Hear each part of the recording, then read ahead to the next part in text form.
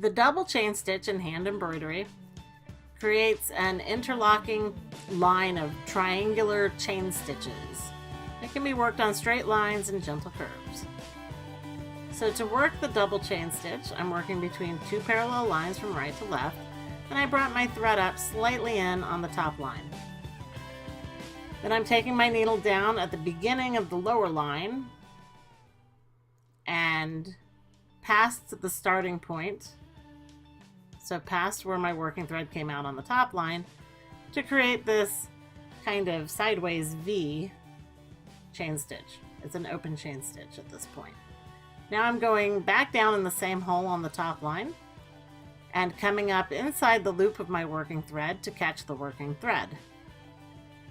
And now I'm moving down to the lower line and going down in the same hole inside the loop of the previous stitch. So you want to make sure you're going inside the loop of the previous stitch, coming up over the working thread and pulling through.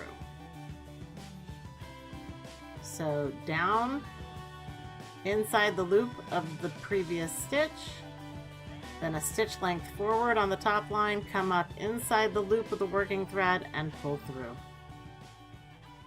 So down inside the loop, up inside the loop of the working thread, pull through.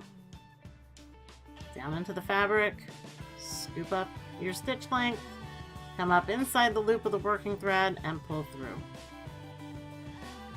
And then, as you would with any chain stitch, when you take your last stitch here and you catch it inside the loop of the working thread, you're just going to take your needle over and anchor the stitch. And that is the double chain stitch. For more tips and techniques on hand embroidery,